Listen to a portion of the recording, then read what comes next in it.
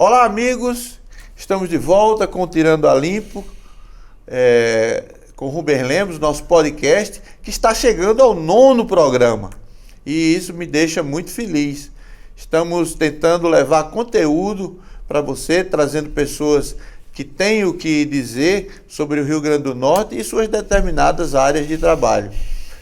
Alguns me desacreditaram, disseram que eu não ia passar do primeiro, que eu não ia sequer começar em função de alguns problemas de saúde que eu tenho, mas eu estou aqui e pretendo continuar junto com hoje aqui cumprimento especialmente André, cumprimento sempre Sivonei, que me dá orientações técnicas, e vamos seguindo com o apoio do Sistema Tribuna, da Tribuna do Norte, da Jovem Pan News e também aqui da Dueto Produções do meu amigo Birabona. E hoje eu trago um craque, mais um craque. A eleição vem aí, já começam as especulações em todo o estado, são 167 municípios no Rio Grande do Norte, e a gente, há algum tempo, algumas eleições, a gente vem se deparando com verdadeiras aberrações cometidas por institutos que eu chamo de fundo de quintal ou institutos contratados para beneficiar determinados candidatos. Mas eu trouxe o craque, eu trouxe o número 1 do Rio Grande do Norte, o número 1 do Nordeste, o mais profissional de todos, o cara metódico, meticuloso, inteligente e que não abre mão do que ele verifica no seu trabalho. Eu estou falando de Paulo de Tarso Teixeira, que eu chamo de Paulinho da Consulte. E ele veio atender o meu convite, eu estou muito feliz. Paulinho, seja bem-vindo, a casa é sua e eu estou realmente satisfeito com a sua presença. Agradeço o convite, Rubinho, não podia faltar e acho muito importante tudo que a gente pode passar de informações. Isso é importantíssimo. Nos seus adjetivos, que você disse competente, e eu queria acrescentar mais um, e chato. Certo? Chato no sentido da intransigência. Exatamente. Em alguns momentos eu tenho que dar um freio de mão em algumas coisas.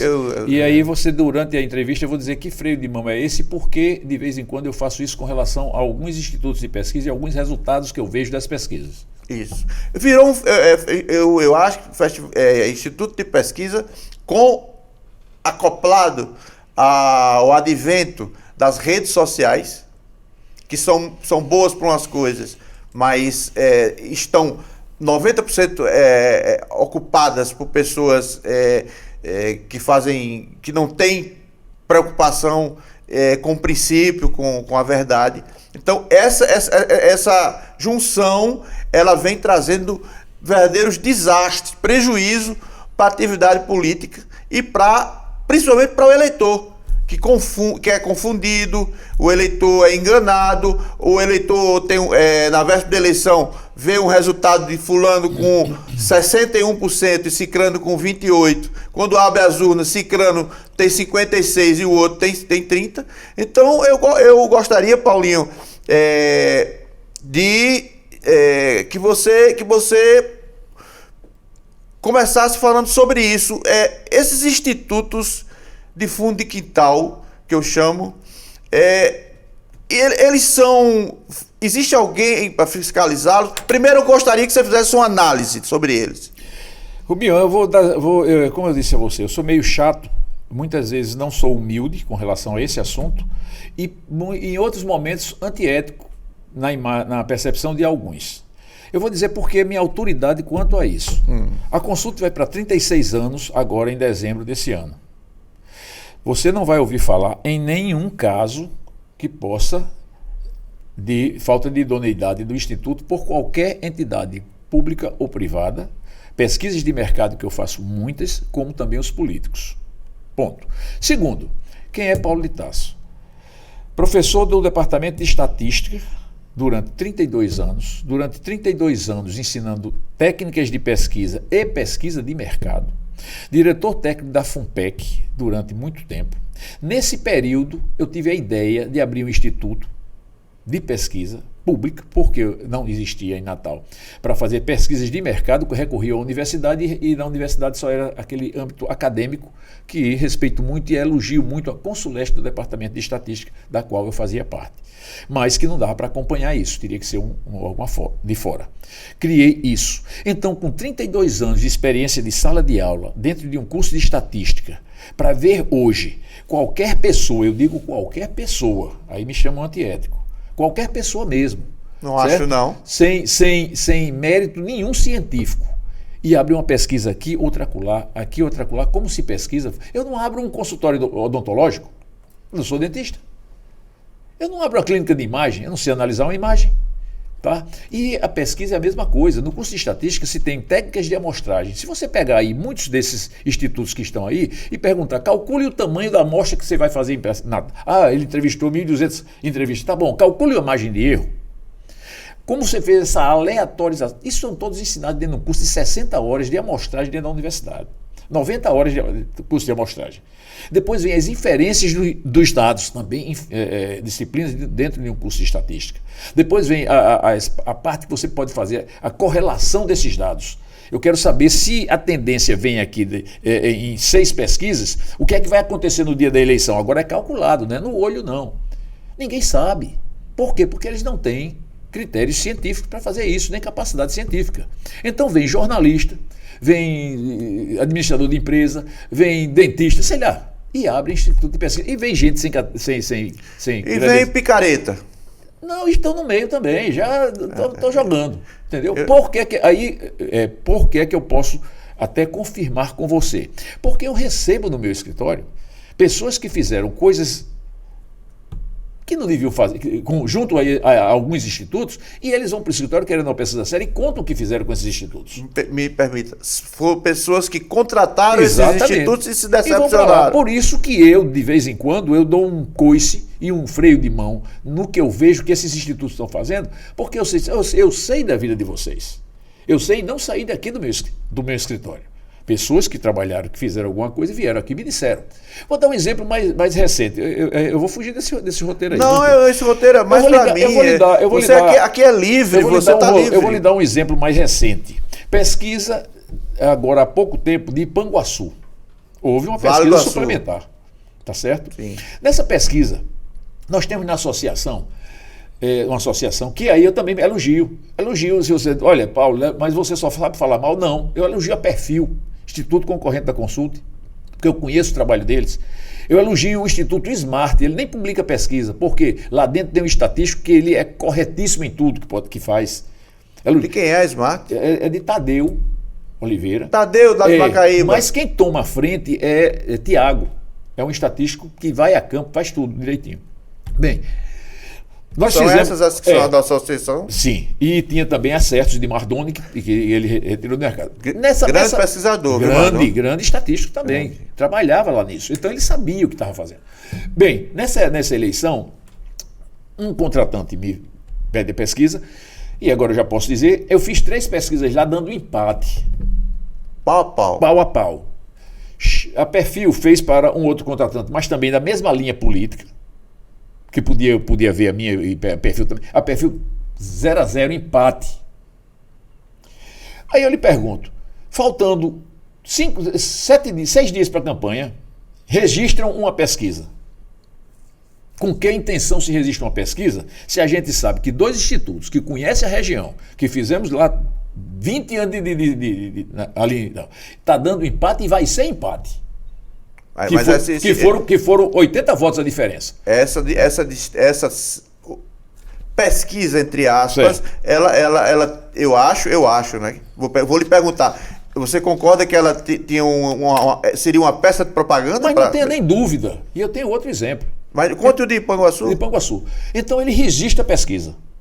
Certo? Quando registra, ele registra com que intenção? De multar alguém vencendo, porque ninguém registra uma pesquisa dando empate. Não. Nem um lado, nem o outro. Bem, a intenção era essa, não sei nem o instituto, nem quero saber. Certo? Me disseram, aí tudo bem, deixa vir. A gente vê no dia da eleição. O que é que aconteceu? O registro estava tão mal feito que eles cancelaram o registro. A justiça foi lá e disse, peraí, nem o registro estava estavam sabendo fazer. E esse mesmo instituto teve a cara de pau de registrar novamente. Eles são tão incompetentes. Então eu estou falando para aquele instituto que registrou pesquisa lá em Panguaçu. Se escutar, é com você mesmo que eu quero dizer, não sei nem quem é. São tão incompetentes que registraram a pesquisa para publicar no dia que não podia publicar. Porque contando o dia do registro, tem que contar 6 dias. E o 6º dia depois do registro que ele fez, caía no domingo da eleição, que é proibido divulgar pesquisa, só se publica boca de urna. Tá? Ou seja, e não divulgaram. Primeiro, porque quando foi a boquinha de urna, 5h30 da tarde, já se sabia o resultado da pesquisa, deu 80 votos, empatinho lá, 0, tanto por cento.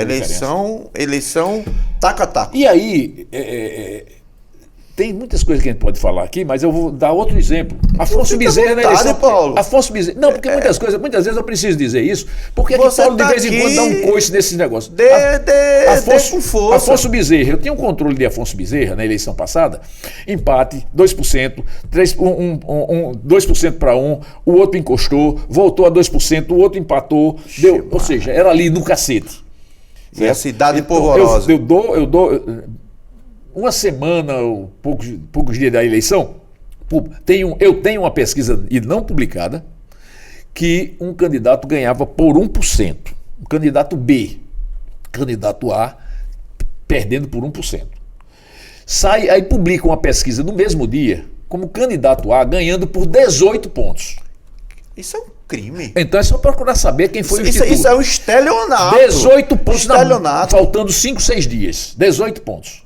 O que é que acontece? Há uma tendência pelo menos, quem não votou, fulano vai ganhar. Tem isso no interior. Não, é isso que eu estou dizendo, é indução. O candidato A ganha a eleição por 1%.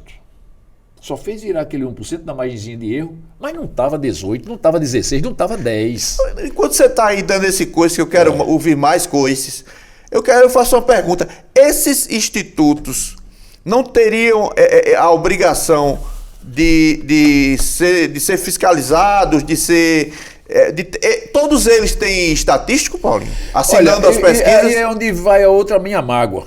Todos os estatísticos que eu ensinei na universidade, e hoje se prezam somente a dar o nome para que botem no registro e publiquem as pesquisas. Os institutos publicam as pesquisas da maneira que querem. Eles não sabem o que é que estão na rua. Ou seja, dão o nome para estar lá no registro. O que é que ocorre? Nós temos um CONRE, Conselho Regional de Estatística, que não serve para nada. Eu mesmo digo a eles o tempo todo. Mas a lei diz que o estatístico tem que estar registrado no CONRE. O que eu estou pleiteando é que esses institutos, como eu também faço parte da Associação Brasileira das Empresas de Pesquisa, a ABEP, para que esses institutos que vão publicar pesquisa estejam registrados à ABEP. Porque na ABEP tem um controle mais rígido para que eles entrem na ABEP. E que se tiverem alguns problemas técnicos e metodológicos, aí eles vão analisar o instituto. Isso é que a gente está tentando aqui ver se consegue para o que acontece, dar moral a isso. O que eu observo é o seguinte, esses institutos, repito, de fundo de quintal, eles fazem a pesquisa no interior, soltam números inverossímeis, inacreditáveis, imediatamente, num passe de mágica, às vezes 1 minuto depois já está num blog. Num blog. Não tenha dúvida. Eles querem isso para chamar a atenção. Agora, o que incomoda é que isso é um critério, pesquisa, não é brincadeira, é uma ferramenta séria.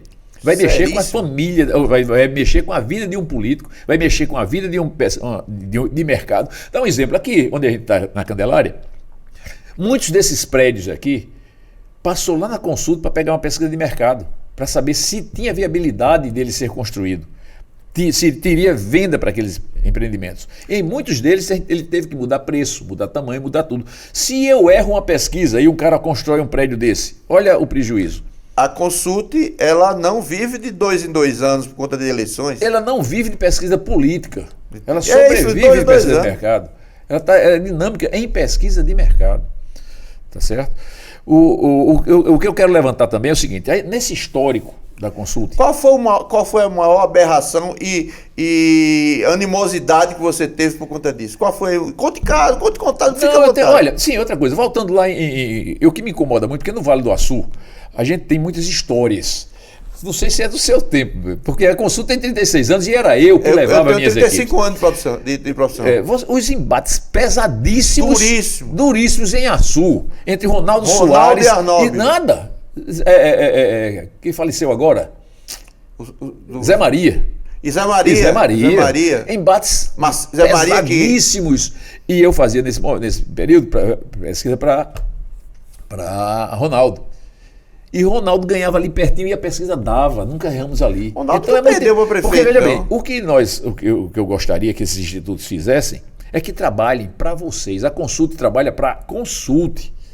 Porque sabe que se ele acertar, no ano que vem, as outras pessoas vêm atrás. Como está aqui, ó, a relação. Eu começo lá com Lavoisier. De Lavoisier, Zé Agripino, Vilma, Fátima Bezerra, Rogério Marinho, metade dessa assembleia que está hoje aí passou por lá pela Consulte. Nenhum vai dizer nada errado da Consulte em relação a números e com relação à ética profissional. Porque não tem espaço. Você ia me perguntar o que mesmo? Você disse que ia me perguntar aqui. Eu queria saber se algum político, sim, contratante, né, ou algum chefe de comunicação já lhe pediu para alterar resultado. Eu já sei mais ou menos a resposta, mas eu quero saber se houve e como foi o caso, sem citar nomes. Não houve. Não houve porque nunca ninguém chegou a não tem espaço. Não tem espaço. Nas entrelinhas, quando já teve um momento, Paulo, agora eu queria conversar, eu faço o seguinte, se levante. Porque eu já conheço. Embora? Mandei. Mas tranquilo. Sei. O outro bateu no... Eu não aceito esse resultado da minha cidade aqui no Agreste. Bem aqui pertinho. Eu disse, por favor, a porta é ali. Tranquilo. E o resultado bateu. Bateu. Chama-se Goianinha. A pessoa não quis. Não, e não vou pagar a peça. Não tem problema. Eu mando aqui para uma amiga minha que chama-se Dona Júlia. Que era candidata contra ele.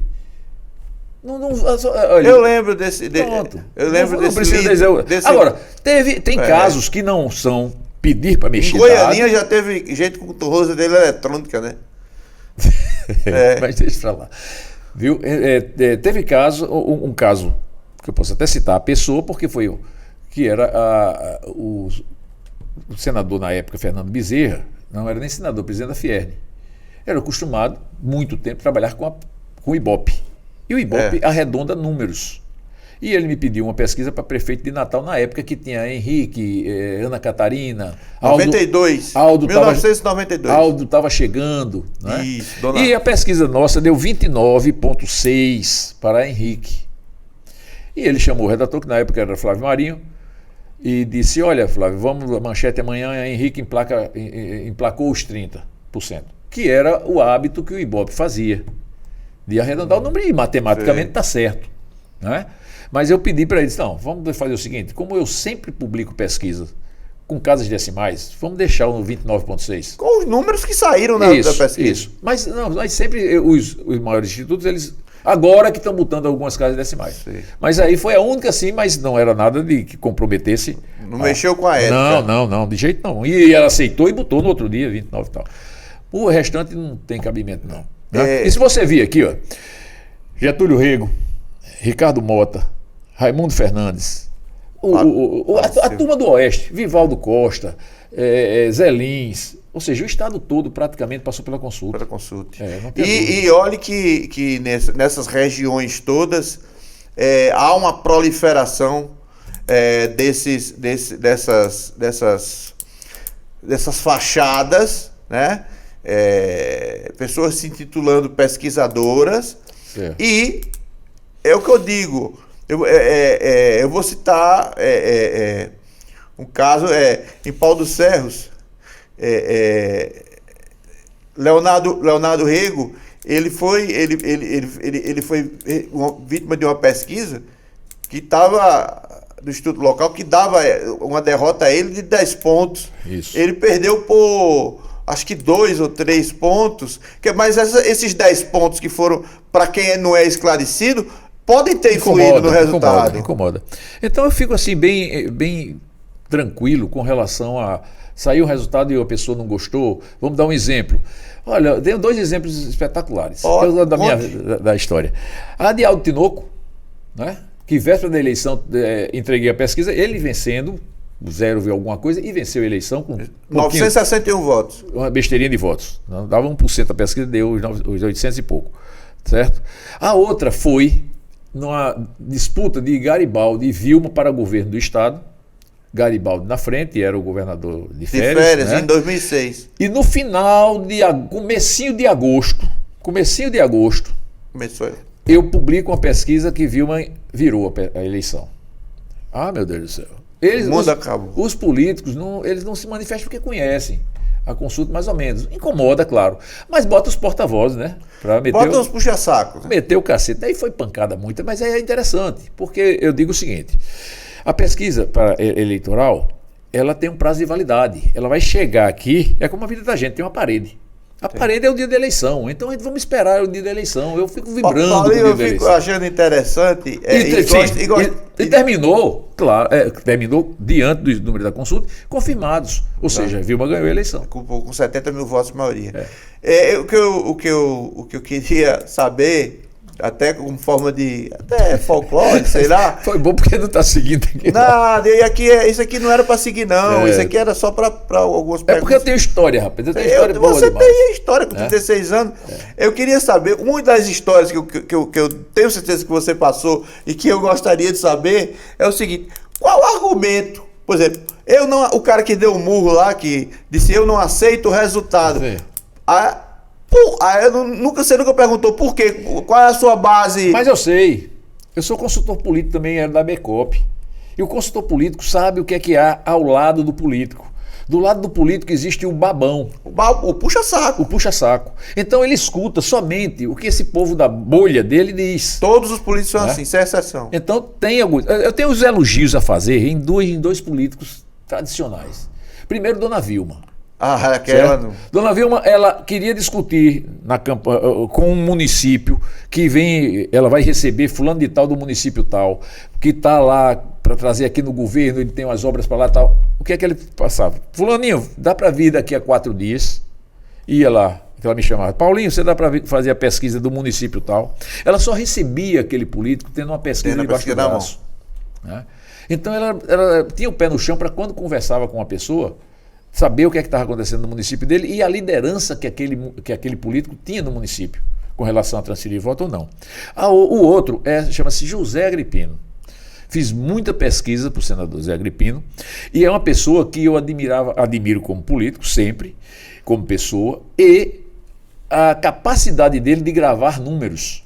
A leitura, né? Ele trabalhava muitas vezes fazendo pesquisa para Raimundo Fernandes e ele acompanhava algumas pesquisas de Raimundo Fernandes e ali pelo Oeste todo. Getúlio Rego e tudo mais.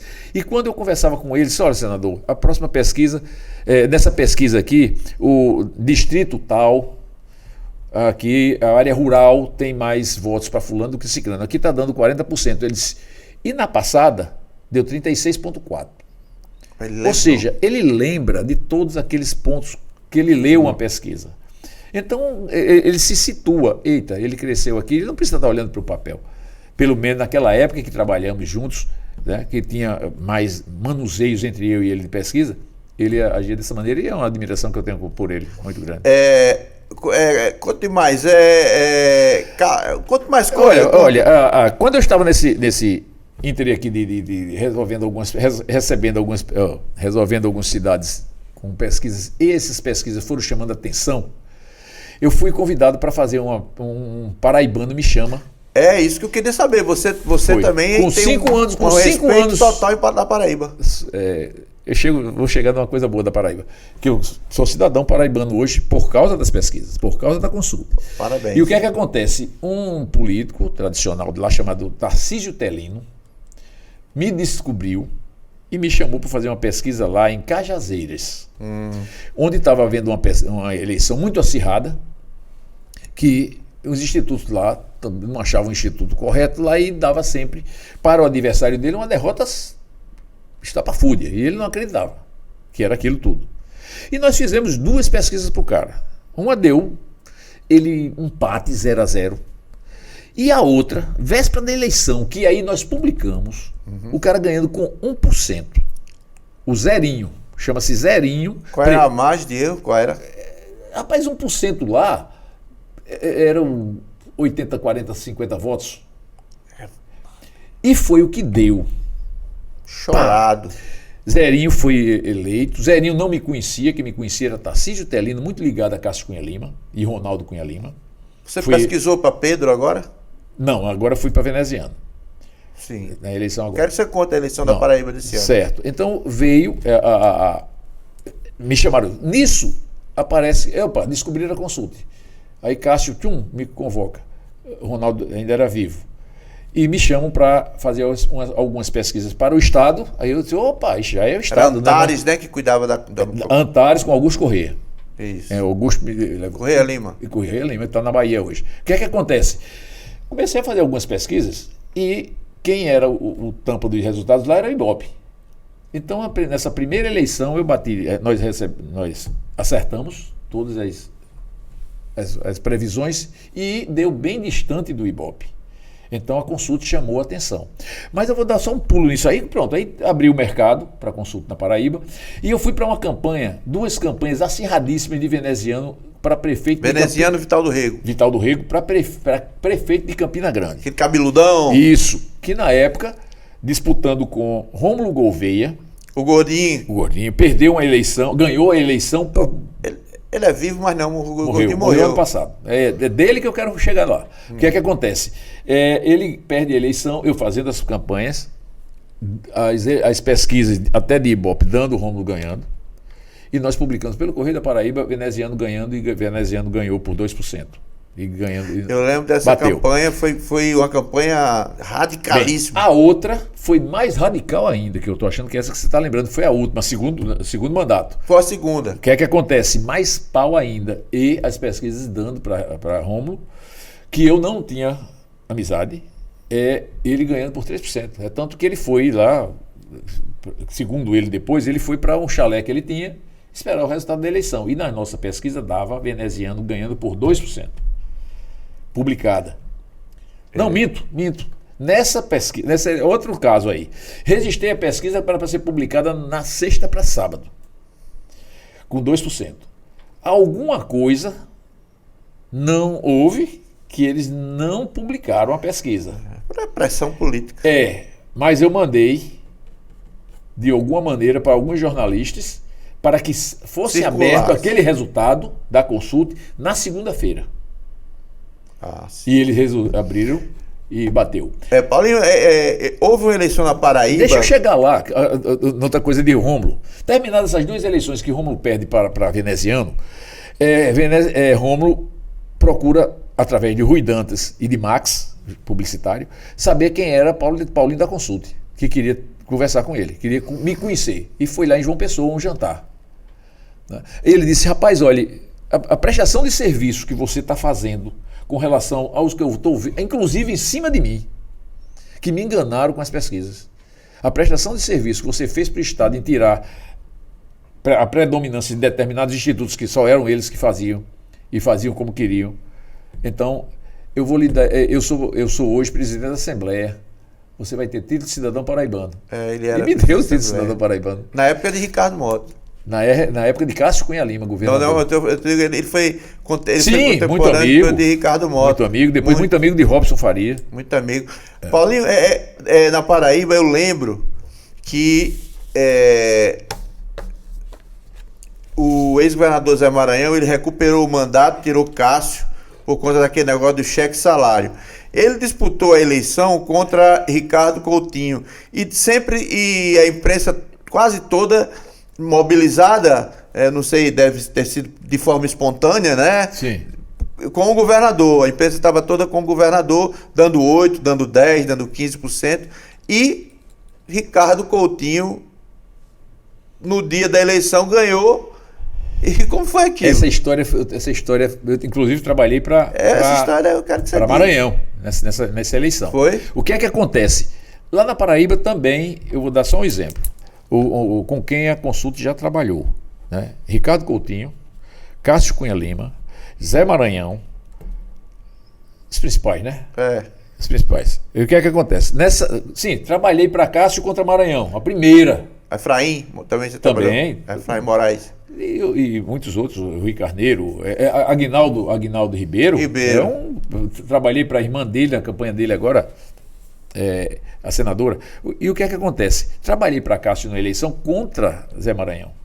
Na outra eleição, Zé Maranhão me contrata, ou seja, não tem esse picuinha, porque ele trabalhou para isso. Não tinha essa. Isso era muito daqui, né? Porque ainda tem alguma coisa tem daqui. ainda esse ranço? Algum ranço. Mas, de porta aberta, que a gente não mexe em número, não faz nada, e quando eles querem uma coisa certa, eles vão. O que é que acontece? Na eleição 2010, que é essa que você se referiu, Maranhão estava solto. Nós fizemos pesquisa para ele, tal. Quando chegou em agosto, a nossa pesquisa da consulta deu 13% Maranhão na frente. De Ricardo Coutinho. E ele disse, ele me chamava, esqueci o nome que ele me chamava. Tá muito bom. Agora é só esperar ele, governador, 13 pontos. Quem está com a dianteira dessa para segurar é muito difícil. Mas é muito difícil. Não, mas isso aí eu resolvo. Tá bom. E aí começaram a aparecer outros institutos. E chegou a botar ele até com 25%. Exato. Não vou citar o nome do instituto, porque é Instituto Nacional, não quero mexer com ele não. 25%. Só que quando saiu esse 25%, a nossa interna para ele já estava com 11%. Caiu. Baixou para 8%. Ele entrou no processo de declínio. Ou seja, e a gente sabe até os motivos tal, que foram administrativos. Não foi erro de comunicação, não? Também. Quem era o marqueteiro dele, sabe? Não, era um grupo da Bahia. Baianos invadiram o Nordeste. O que é que aconteceu? Na eleição, no primeiro turno, bateu o número exato que eu tinha dado para ele na eleição. Bateu 3 a 5% foi o resultado que eu dei, Maranhão na frente. Ocorre que a oposição se uniu um pouquinho para apoiar Ricardo Coutinho na eleição do segundo turno. E aí Ricardo Coutinho, ou seja, já vinha numa queda aqui de 13, 11, 5, e vai para o segundo turno, perdeu a eleição. Ele foi para o segundo turno com 5. Aí Ricardo virou e ganhou. A primeira pesquisa que a gente fez, entregou na terça ou quarta-feira, já estava empate. Aí já vinha ele. Eu lembro que lá também é muito provocativo as coisas, né? O Ricardo Coutinho convocou os jornalistas e disse: vocês venham para a coletiva de Zé Maranhão, governador reeleito. Só que era ele, né? Ele veio, ele fez a provocação. Exato. E tal. Enfim, não, ele provoca. Enfim, ele não é uma pessoa simpática, não. Inclusive, teve problemas lá, né? E hoje está fraco lá, né? Está fraco, porque lá souberam separar o administrador. Quem é hoje o tampa do lá? Político. Olha, existe os caciques políticos, que eles sabem fazer a política. Hoje eu diria que quem abre porta para a Paraíba crescer, porque os políticos de lá são 12 deputados federais. Então eu converso muito com eles, trabalho com eles, e eles dizem o seguinte: Paulo, a gente tem 12, o Rio Grande do Norte tem 8. Do Rio Grande do Norte a gente tira 1 ou 2 que trabalha pelo Estado assiduamente e sabe abrir portas. 1 ou 2. Aqui nós temos 12, 8 fazem isso. E pelo Estado. Você vê o seguinte: teve escândalo político, financeiro, de corrupção tal no governo de Ricardo Coutinho. Ninguém pode negar porque está tudo gravado. Mas ele deixou o hospital de trauma. Quando você entra em João Pessoa, está aquele hospital assim do seu lado direito de quem vai para Santa Rita. As estradas perfeitas, até hoje. Tapete. Não é desculpa de que roubou, mas trabalhou. Não é isso que eu quero dizer.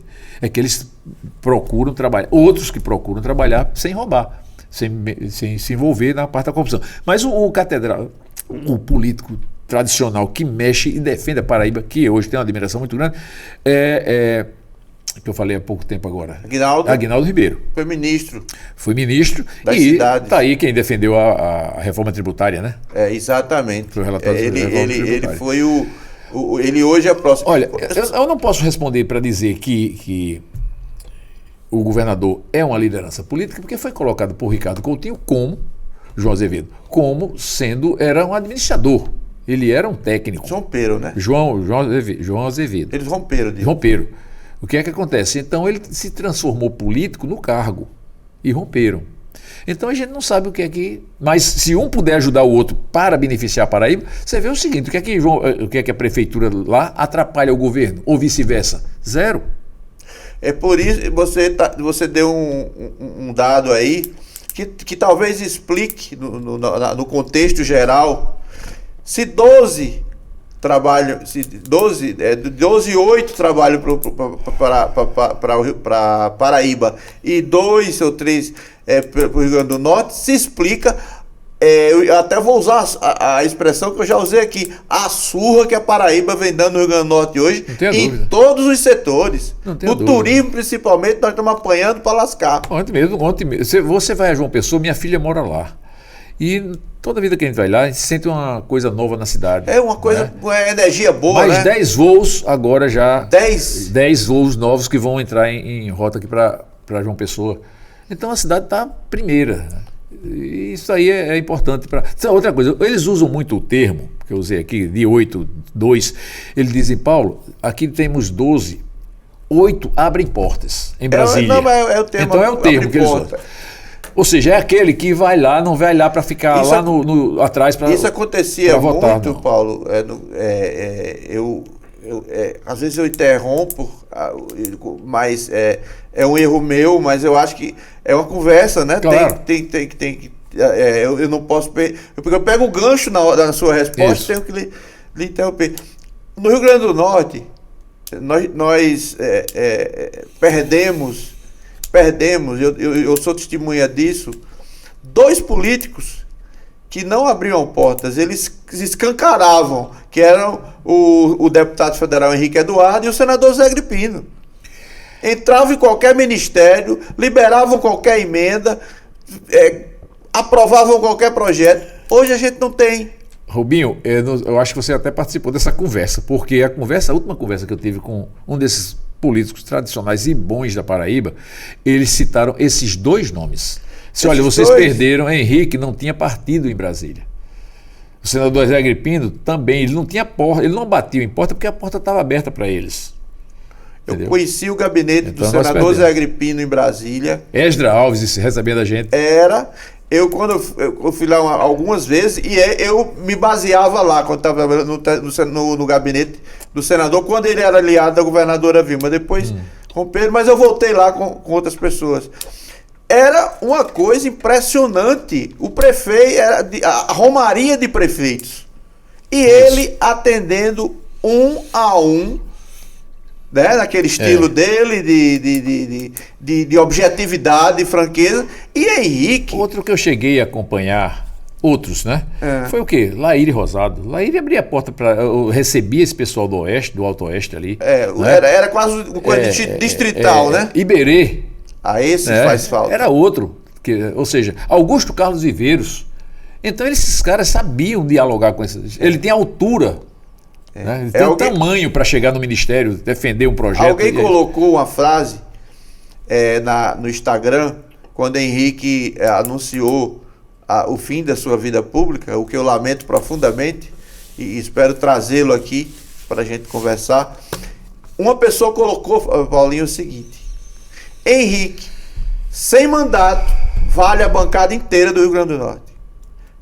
Porque ele hoje, inclusive, está sendo convocado para ir acompanhando os prefeitos, as pessoas daqui, para ir aos ministérios, porque ele conhece todo mundo. Não tenha dúvida. Ele conhece todo mundo, ele não tem... Não tenha dúvida. E outra coisa, eles tinham posições, o que eu vejo da política passada para a política atual, é que um senador como Zé Agripino, Henrique Alves como deputado, eles sabiam chegar e defender um projeto ou uma emenda sem o partido dizer, olha, mas você vai ter que votar porque o partido fez um acordo por ali. Não, eles tinham posições próprias. Eles eram respeitadíssimos. Isso aqui é o que talvez até atrapalhe alguns políticos, alguns deputados que estão lá, que foram eleitos por determinado, não digo nem a ideologia, mas por determinada visão política. Ou circunstância política. Circunstâncias políticas, votaram naquele candidato e o candidato muitas vezes está votando agora em algumas emendas que não são favoráveis àqueles eleitores dele. E isso, claro, eles têm as obrigações partidárias, a gente vê. Mas o político, o eleitor hoje também está acompanhando. Eu vou muito pela produtividade via meios de comunicação e redes sociais. Eu acho que, eu não vou avaliar se é bom ou se é ruim, mas eu acho que o único parlamentar do Rio Grande do Norte, aliás, dois, bem ou mal, três, cheguei a três. Esses três aparecem. O senador Rogério Marinho, aqui acolá a senadora Zenaide e o senador Stevenson. Mas da bancada de deputado federal, ela praticamente não se pronuncia. Saiu o ranking, né? Não sei se você acompanhou o ranking das atuações maiores inclusive, dos parlamentares. Eu queria dar um ponto de vista aqui. O PT ele tem uma certa reserva comigo. A gente tem tempo de falar da eleição municipal? Total, então, o tempo que você quiser. Bora pra frente. Então o PT teve na deputada Natália e no deputado Mineiro os piores, né? Os piores desempenhos. E aí eles disseram que o Instituto é de direita. Então eu me perguntei, quer dizer, se eles forem bem avaliados é porque o Instituto é de esquerda, né? Não, mas veja bem, não é o Instituto, é o ranking. É só somar pontuação. Aí vê o ranking de quem teve mais atuação em plenário, quem defendeu mais emendas, quem foi tal, até quem teve presente. Né? Mas vamos voltar aqui para a eleição municipal. Eu quero você aqui. Por um motivo bem simples, Rubinho. Pela experiência que a gente tem de todas as eleições, nós vimos a eleição passada, nas duas últimas eleições, e nessa próxima agora. Você sempre confiou na vitória de Rogério? Sempre. Porque a gente mapeava o Estado. Então, quando saía aquele resultado... Eu tenho até aonde eu errei comigo e não deu os 7% de diferença, deu 2%, 1% o Rogério na frente. Eu sei até por quê. Porque, habitualmente, eu faço muita pesquisa. Habitualmente, a gente começava a pesquisa da seguinte maneira. Você vota para presidente, Lula. Então, no Rio Grande do Norte está dando Lula. E principalmente interior. Você vota para governadora, Fátima. Você vota para senador, o cara tinha dito Lula, tinha dito Fátima, ele se engasgava um pouquinho. Na hora de dizer senador, era mesmo. Fiz, nas duas últimas, não foram nem publicadas, uma de Natal, eu fiz um teste. Em Natal? Em Natal eu botei deputado federal, estadual e botei senador, antes de presidente e tal. Aí, aí deu o resultado. Eu digo, eita, então estamos no caminho certo. Mas isso era para trabalho da gente, porque a gente tinha um mapa dos municípios. Então a gente sabia o que estava acontecendo em determinados municípios. Você acha que a candidatura de Rafael atrapalhou a de Carlos Eduardo? Acho. Foi vital para Rogério vencer? Não, eu acho que se não tivesse, a conjectura da campanha seria outra. O encaminhar da campanha seria outro. Mudaria o resultado? Não. Olha, beneficiaria a princípio se ele estivesse... Vamos supor, o Ricardo Mota era candidato. Rafael, desculpe. Se ele retira a candidatura, beneficiava bem naquele momento. E aí teria que se repaginar aqui a campanha de Rogério. Se ele não entrasse no par e desde o início fosse só Rogério e Carlos Eduardo, aconteceria normalmente a campanha como se ele não existisse. Entendeu? Seria aquele lance de chamou a atenção a retirada do candidato, que eles retirando a candidatura ia dar o apoio a Lula como ele continuava dando, isso chamaria a atenção dos outros. Politicamente falando, eu nunca senti nos petistas e na governadora Fátima assim o menor sentimento de vamos lá, Carlos Eduardo, nosso senador é você. Eu não sei, eu nunca vi. Não, vamos voltar aqui. O que é que eu queria chegar? Eu quero chegar ao seguinte: as eleições municipais mudaram tanto na cabeça do eleitor, como está mudando, ainda bem que eles estão se profissionalizando, os candidatos. Veja bem, Rubem. Você acha? Acho porque eu sinto no escritório. Eu nunca tive uma demanda tão grande de pesquisas para as eleições do ano que vem, como eu tive esse ano, um ano pré-eleitoral. Entendeu? E outra coisa, eles se educaram e se profissionalizaram em fazer as pesquisas qualitativas, aqueles de grupos focais. Então eu estou com uma demanda de pesquisa qualitativa muito grande. Por quê? Porque a pesquisa qualitativa, nesse momento, existem duas fases na campanha, que é o marketing político, que é esse ano, que ele vai saber qual é a imagem do político, quem ele deve lançar, o candidato, que vai ter que lançar um candidato novo, o que é que ele tem que fazer se ele está com a má administração e vai ter que ser reeleito, vai correr atrás da sua reeleição, o que é que ele tem que fazer, com quem ele deve se aliar, com quem ele não deve se aliar. Fiz uma pesquisa agora há pouco tempo que o candidato do prefeito tem tudo para ganhar, mas o prefeito não pode subir muito no palanque dele não, porque ele está queimado. É aqui ou fora? Não, é aqui no estado. Entendeu? Mas aí isso sai na pesquisa qualitativa, que é o lado de como botar o tabuleiro hoje. O ano que vem, essas qualitativas já têm o marketing eleitoral, de como chegar ao eleitor e tal. E eles estão fazendo o dever de casa. Muitos desses prefeitos estão fazendo esse tipo de pesquisa, que são pesquisas qualitativas de salas de controle, são grupos, a gente chama de grupos focais. Eu vejo. O tracking, né? Não, o track é diferente. O track são pesquisas diárias. Essas pesquisas diárias. Como é que você avalia essas pesquisas diárias que a gente faz nas campanhas, que eu acompanho? Quem faz é o marqueteiro.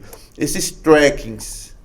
Por exemplo, numa campanha de Henrique, Eduardo, que houve uma mudança de marqueteiro incrível. Henrique ganhou o primeiro turno com 80 mil votos à frente do candidato do segundo colocado e mudou-se o marketing. E Henrique perdeu por 160. E nos trackings, todos os tracks que eu assisti no segundo turno, Henrique ganhou os tracks, Henrique estava mais bem avaliado nos tracks. Eu não entendi, não. Eu queria entender isso. Veja bem, outra coisa que eu também discordo, não digo em parte, porque eu nunca gostei de seguir plenamente as pesquisas feitas por telefone.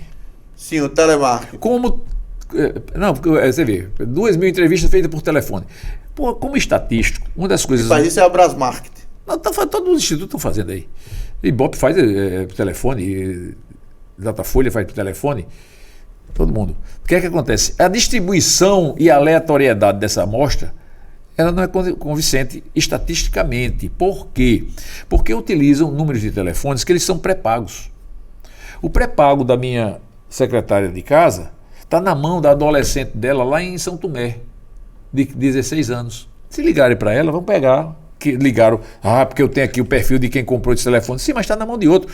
E o cara já trocou por um garrote. Já está na mão de outra pessoa. E do jeito que as coisas estão, pode cair até no presídio, né? Também, entendeu? Então tem essa aleatoriedade que ela que tem que ser seguida, essa proporcionalidade de faixas etárias, níveis sociais, locais de moradia, que tem que ser seguida corretamente num plano estatístico, que a gente chama de plano amostral, e que foge muito quando se bota o telefone. Vamos supor, eu quero mexer e como eu justifico falsificar uma pesquisa? Aí fica muito mais fácil. Como é que você, para você eu repito, é um craque, você certo. Que é o top 01, como Capitão Nascimento. Obrigado. Você... Eu aceito. Capitão Nascimento. Não, eu aceito o número 1. Número 1 é o número 1. E quem é o outro? Não, brinque não, coisa séria. Qual é a sua reação? É muito fácil detectar uma fraude numa pesquisa? Olha, eu vou dizer uma frase que eu digo a muita gente, quem escutar isso aqui vai saber que eu digo. Quando você recebe uma pesquisa, a pesquisa fala.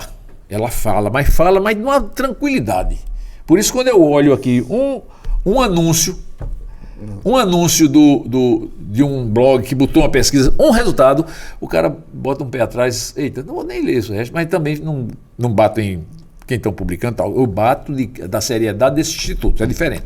Se vão publicar, se não vão, é problema deles. Paulinho, qual é a sua análise hoje da eleição de Natal? Porque existe um fenômeno que o PT está com poder total, absoluto, imperativo, imperador e tudo. Com o presidente Lula, com a governadora Fátima e quer agora a prefeitura, mas nunca venceu. Você acha que dessa vez o PT tem maiores chances de ganhar? Olha, veja bem, tudo vai depender das administrações. Eu sou contra, falando aqui na Paraíba, Ricardo Coutinho, ele chegava, num ano pré-eleitoral, ele dizia, estou entregando aqui a vocês, aí mostrava ele entregando 30 casas. Eu estou entregando aqui essa rodovia. Eu estou entregando. Aqui no Rio Grande do Norte vamos abrir uma licitação para fazer a estrada. Sabe quantas vezes vai sair ou iniciar a 304, pelo que eu conheço, a duplicação, pelo que eu tenho noção da burocracia disso? Nenhuma. Exatamente. Entendeu? Agora, já se lançou. Solenidade tem muita. Já se lançou a 304, duplicação 304. Vai lançar isso. Não, mas a população hoje quer na mão. A população quer ver o benefício. A população quer ver o benefício, entendeu? Então quer acreditar que aquilo vai acontecer. Se a administração de Fátima não tiver boa, que não está hoje... Hoje você fez pesquisas que você possa divulgar. Hoje eu posso dizer qualquer tipo de pesquisa.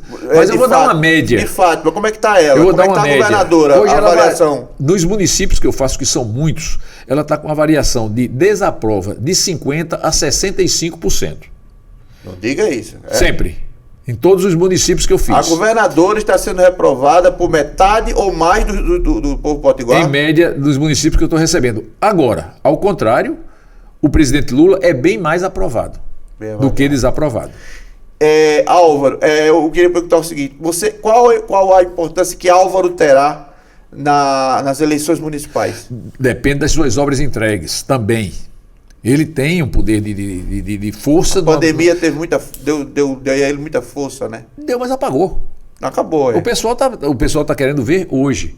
Então, se você tem um programa de governo e está apresentando resultados, o pessoal disse, opa, estou gostando do que ele está... Fica pronta a obra da Ridinha, tudo fica bem. pronto o hospital.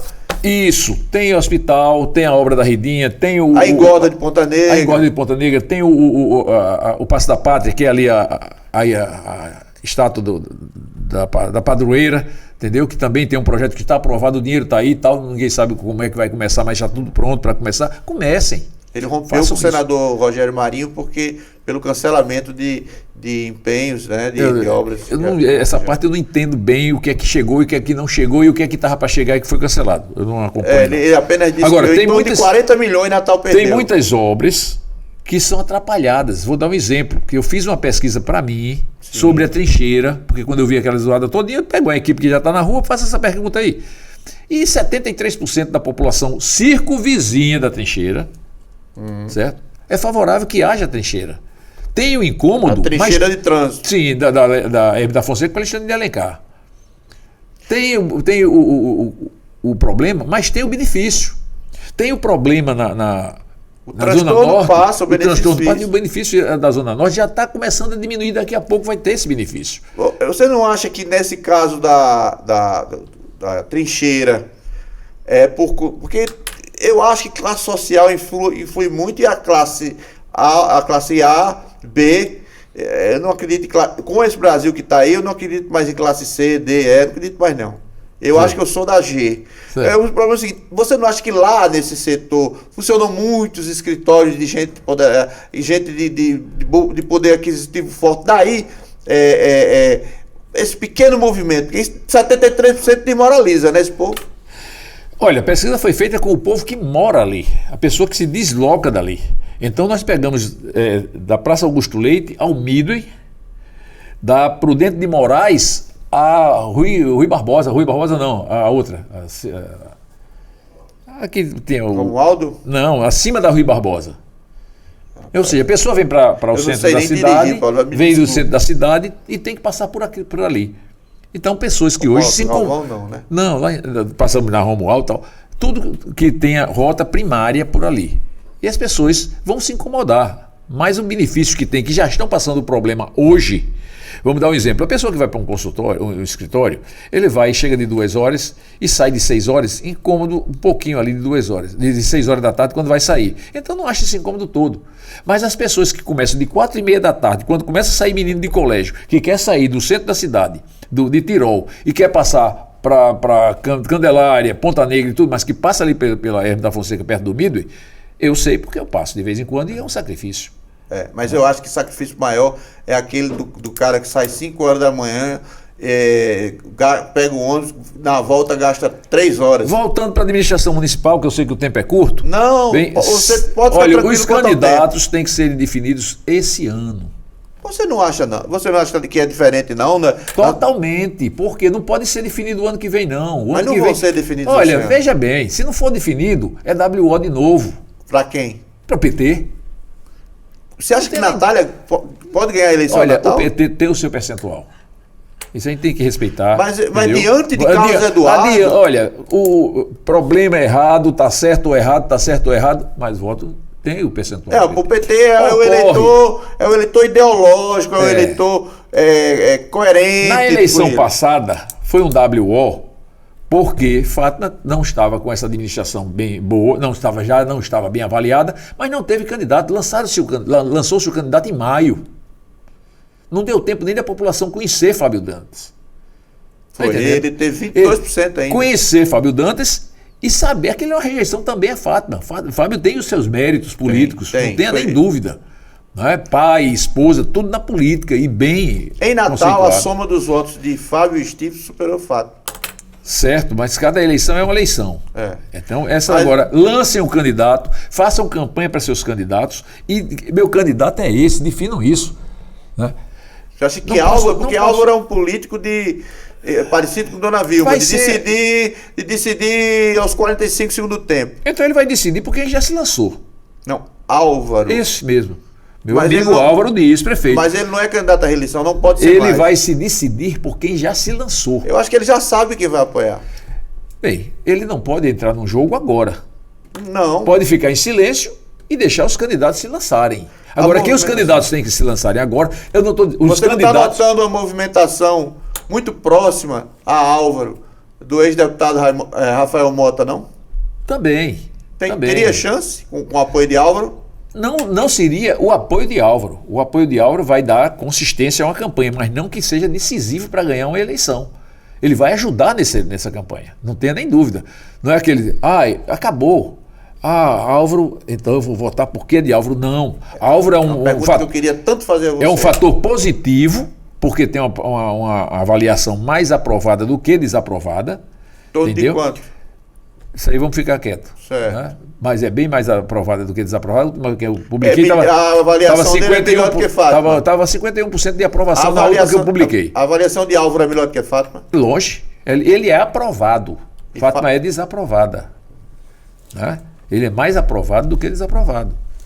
O que está faltando, claro, chegando essas obras que estão em andamento, que atrapalharam muito aqui em Gorda de Ponta Negra, que eu moro lá, me desculpe os técnicos, porque eu respeito muitos técnicos, mas vivo lá há mais de quase 50 anos, com 40 e poucos anos, nunca vi uma tartaruga. E tem que ter agora o projeto para saber a preservação das tartarugas marinhas. Só se for do alagamar do outro lado, que aí eu não sei se tem tartaruga. Mas eu corro e caminho ali de manhãzinha, eu corria muito até o Morro do Careca. Muita tartaruga política, né? Que demora para fazer as coisas. Mas nunca teve tartaruga. E depois veio dizendo que também tem os pássaros que vão chegar, as abelhas. Ei, para com isso. Isso é palhaçada. Pô. Paulinho,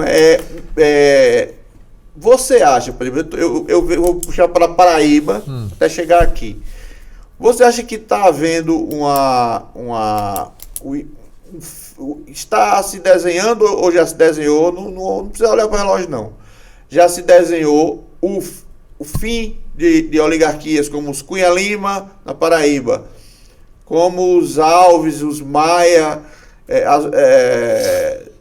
do Rio Grande do Norte, os Rosado? Já por um motivo bem simples, vamos fazer um paralelo. Você votaria a pedido ou por indicação do prefeito fulano de tal? A população não por esse sentido, porque ele me pediu e eu tenho que votar. Eu posso até votar no candidato dele. Mas tem um percentual que faria isso, menor. Mas não é tanto esse seguir o voto porque foi pedido, diminuiu muito isso. E com isso acabou-se o quê? Os Cunha Lima estão lá. Problemas seríssimos em termos de candidaturas. Tem que apoiar outras pessoas. Os Alves aqui é a mesma coisa. Quem esperava que Walter Ela fosse vice de Fátima Bezerra? Nunca. E está aí, né? Para a sobrevivência da política e do MDB. Da política não, porque ele seria deputado federal. Garibaldo derrotado. Isso. Então, veja bem, acabou isso. Né? Então essas oligarquias... Acabou que você chama de quê? De oligarquia? Das oligarquias. Para você seguir hoje o pai e o filho. E aí a gente tem ainda um reflexo de determinados políticos eleitos que foram oriundos dos seus pais. Temos aqui, temos na Paraíba também. Isso eles não vão mais seguir em relação a botar os seus filhos também na sequência, porque não tem mais espaço. A população está tá mais independente quanto a isso. Com relação ao nepotismo, né? Exatamente. Não tenho dúvida. Ô Paulinho, conta aí como foi assim, qual foi a eleição que mais você ficou tenso, que mais sofreu pressão e aquela qual foi a eleição? Conte causa aí. Não, aqui me deu muita preocupação porque foi a de Aldo Tinoco. 1992. Porque eu estava com o Instituto com uns 5 anos de fundado. Era o que dava Aldo, empate ou ganhando ali na última hora. E todos os outros institutos estavam 8%, 10% ao contrário. E ali seria, ou seja, chegou mais um instituto aí para tal e tal. Mas não, aí nós acertamos. Ali me preocupou. Mas eu acreditava no que eu estava fazendo. E foi o que deu. E outras. Agora, tem umas outras eleições apertadas que eu gosto do desafio. Mossoró, por exemplo, como é que você avalia Acertei a situação? tudo. De Mossoró a gente sabia o que ia acontecer. Ali foi desgaste? Não, ali é a mudança do quadro político. De Mossoró chegou a hora. Chegou a hora dos rosados? E outros municípios também. Se você tem um candidato que está lá da política há muito tempo. Abelardinho e Alto Rodrigues. Está lá, não vou citar nome não, porque todos eles são meus amigos. Mas também é meu amigo. Chega um determinado momento que aquela população, vou dar um exemplo que eu disse para o senador Geraldo Mello um período desse atrás. Senador, nós temos aqui, perguntamos aqui na eleição, qual a maior liderança política do município. Ele, senador lá. E o seu percentual deu parecido aqui com o de Peixoto e não é para se aceitar um negócio desse. Aí ele disse, Paulo, é o seguinte, veja quanto tempo essa população não vota em mim, lá em Ceará-Mirim. Ele não era mais candidato, não. Ele, desse ano, depois é que ele lançou Dona Edinólia. Mas é isso aí. O eleitor, sim, um dado. De 4 em 4 anos, entram praticamente 20% de novos eleitores. Daqui a pouco, um candidato que foi votado em 2010, essa turma de 2010 a 2023 não conhece ele nas urnas. Isso. E todo ano está se entrando novos eleitores. Estão lá se registrando. Esses eleitores novos, eles, por exemplo, eles não souberam que Vilma fez a ponte, fez Veja bem, que Garibaldi foi governador Garibaldi, Zé Agripino. A história política de Zé Agripino, de Garibaldi, de Vilma. Entendeu? Então eu acho que esses eleitores novos contribuíram muito para que essas lideranças tradicionais e Rosalba também fossem temporariamente, eu não sei, mas fossem retiradas do cenário. A gente não pode dizer esquecida, mas não lembrada porque eles não participaram. Né? Por que Vivaldo ficou na política e convive? Porque ele convive a política mesmo não sendo o prefeito de Caicó, tanto sendo adversário ou não, mas ele está dentro de Caicó, naquela região. E ele sobreviveu mais do que determinados outros políticos das antigas. Saiu agora. Como Raimundinho Fernandes faleceu, mas estava lá na antiga. Agora, nessa eleição, começou a apanhar. Ele dividindo com Galeno, né? Com Galeno. Paulinho com Galeno seria somente em São Miguel. São Miguel. Ele estava muito ligado ao Mas Getúlio. É o eleitorado maior que o Paulo Serra. Ele dividia muito com o Getúlio Rego. Também. Paulinho, é só para encerrar. O que se pode fazer de concreto, o que é que nossos legisladores poderiam fazer para acabar com essa farra de pesquisas nas eleições municipais? Você perguntou agora uma coisa que eu queria dizer no meio do caminho. E o pior, Rubinho, é que existem esses institutos que fazem esses erros grosseiros, que a gente sabe por que estão fazendo, muitas vezes proposital e muitas vezes por incompetência. E os políticos contratam esses institutos. Existem os políticos que têm esses institutos debaixo do braço. Eu conheço todos os políticos que fazem isso e conheço os institutos também. É uma pena. Porque esses políticos poderiam dar credibilidade, poderiam dar moral a esses institutos para não fazerem isso.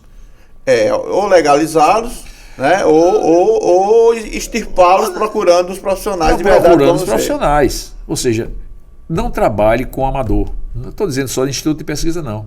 Um profissional de marketing. Eu vejo também, eu acompanho o político e vejo o marketing do político e muitas vezes eu discordo, não digo nada. não sou marqueteiro, mas a gente vê que aquilo não vai funcionar. Lá de longe a gente já entende. Então procura o profissional. Com relação à marketing, eu sou suspeito. Eu não vejo ninguém melhor do que Alexandre Macedo no Rio Grande do Norte. Trabalhamos, tem uma parceria positiva desde a época de Aldo Tinoco. Eu lembro. É? Eu lembro disso. Isso é muito bom. Gosto muito vocês dele. dois são os tops. Nós aqui. Trabalhamos numa afinidade. A tabelinha.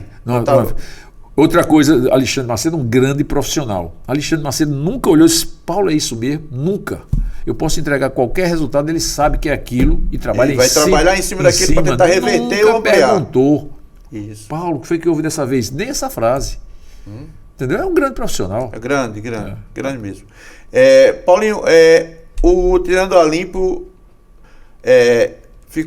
agradece a sua participação, enriqueceu muito tecnicamente, esclareceu sobretudo essa indústria de fraudes no interior com institutos que não merecem a menor confiança. Não contrate instituto que não seja profissional nas eleições, porque isso vai se voltar contra você. Você vai pagar para perder a eleição, porque eles inventam resultados. Não faça. E desejar a você tudo de bom, porque você vai ter muito trabalho no ano que vem. E já está tendo, né? Eu gostaria de agradecer, Rubinho, o convite, né? De ter participado aqui, contribuído com alguma coisa, apesar de que não foi um roteiro, foi aqui uma conversa. Não precisa seguir roteiro aqui no E muitas vezes eu passo até dos limites de como deveria falar numa entrevista tão séria, num programa tão... Você, como eu disse, você é top. Mas muitas vezes eu dou um desabafozinho, porque eu sinto que a coisa podia ser mais séria, né? Por isso que existe o Conselho Regional de Medicina, que regulamenta, existe a OAB que acompanha e tudo mais, eles acompanham. Prendem um falso médico, um falso advogado, alguma coisa.